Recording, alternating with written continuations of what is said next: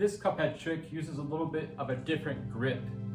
For a lot of the tricks, of course, you hold the Cuphead like a normal club, where the club is upright, the cup facing the ceiling. For this trick, we're going to reverse that grip. You want to hold the Cuphead upside down with the cup facing the floor.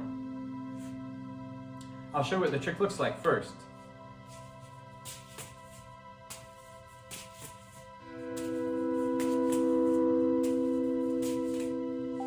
So it's a little bit of a different looking kind of trick. And in this one, I'm using something called an arm curl. So again, hold the Cuphead upside down. And what you want to do is tilt that knob at the top away from you. Again, if you have a center line, you imagine down the middle of your body. You want to take the knob and tilt it away from you. So you can think about your nose being the middle of your body, tilt it away from your nose until the cup is facing the ceiling again. And then put a ball in the cup. And this is the starting position for the trick. But this trick uses something called an arm curl. And if you've never tried an arm curl before, it looks like this. You want to start in this position. It's a little bit awkward, right? You have to kind of bend your wrist backwards. It's a little bit uncomfortable. I'm holding the club here with my thumb on the other side. And what you can do is take the knob then and bring it around in the space between your shoulder and your wrist. You lift your arm up and I bring the knob around there. So it goes over my bicep there. And if you want to keep going, now you're in this sort of grip where the club's in the middle of your body on that imaginary middle line. Then you want to bring it down and you're going to twist the ball around in between the gap of your hip and your wrist. So the ball comes through that gap. And you raise the Cuphead back up again, and now you're back in the beginning position. And this is what's called a reverse arm curl. So you can arm curl the club and the ball in this direction. Or you can reverse that direction. We're not going to use that direction right now, but if you want to try it, you take the ball from the front of your body to the back of your body in the gap between your arm and your hip. And then raise it up again. And now the knob is going to go over your bicep. It's going to pass towards the back. And then you have, this would be called a regular arm curl or arm curl in the normal direction.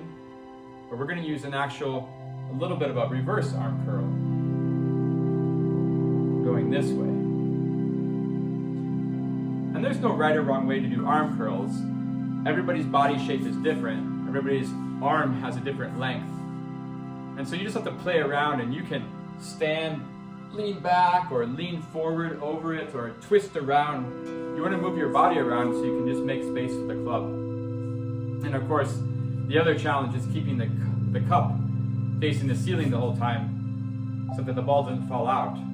It's really easy when you're trying to pass your arm or your hip that you tilt the club a little bit and then of course the ball will fall out. So you have to practice twisting around almost to isolate the club.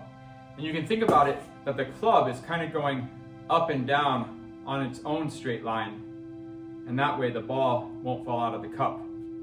But again, the actual grip, if you have your hand just normally placed here, the club will be upside down. And then you go ahead and tilt it out to the other side. So it's straight up and down 180 degrees the other way.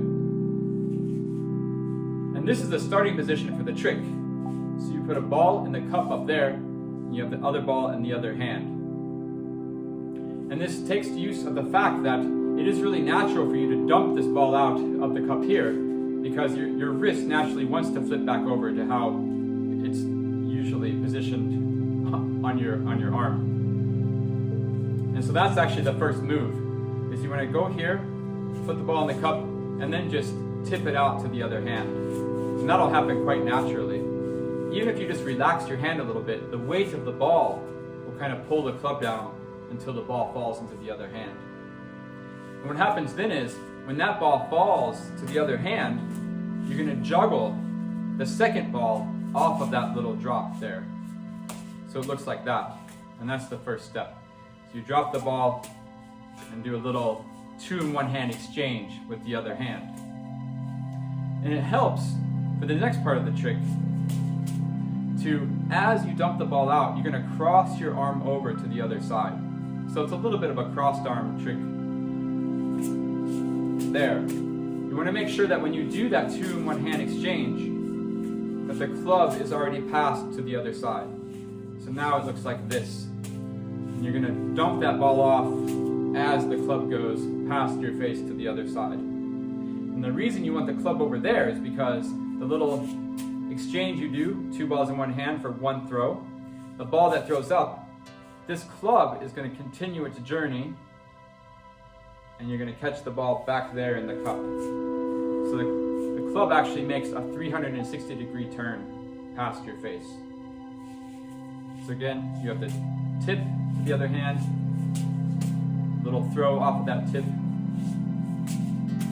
Same thing there. You're just crossing the club in front of your face all the way over.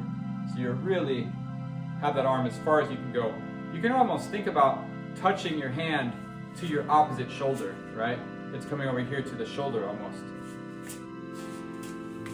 And then, once it's over there, you can catch that ball in the cup. What I like to do is, after I dump the ball out, I already want to take the hand that's going to juggle, and I kind of cross it over to my body on the other side. So it helps me have enough room to catch the ball in the cup head.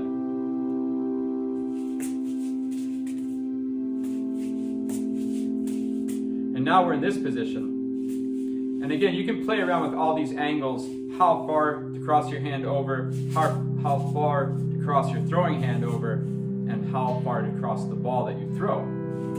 Because in one way, when this trick gets up to speed, sometimes what I like to think is that this throw I'm doing out of the second hand, it's actually going straight up and down. And then I move the cup head underneath it and catch it over here a little bit more in front of my face.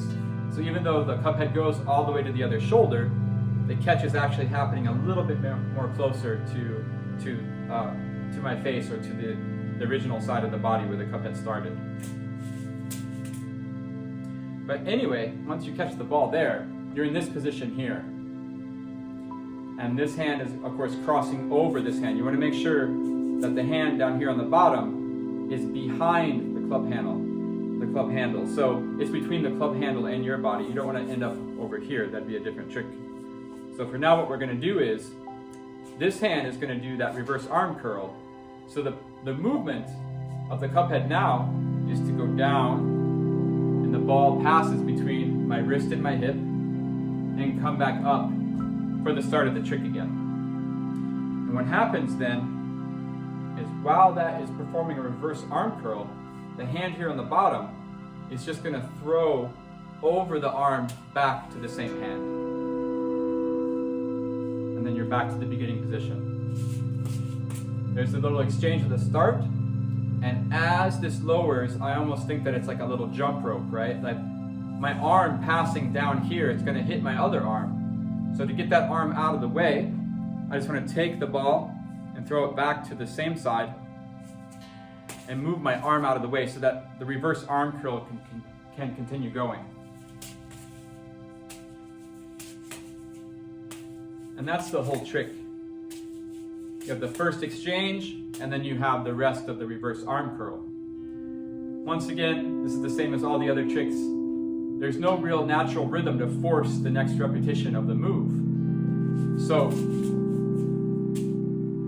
as this ball is coming up, I like to think that it never stops moving, right?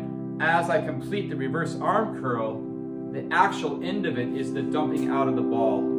So what I like to think is that the cup head is always in motion, right? If we just look at the cup head without the juggling balls, I tip the ball out, I catch the ball there, and then I do the reverse arm curl. And so it's kind of doing this in theory all the time.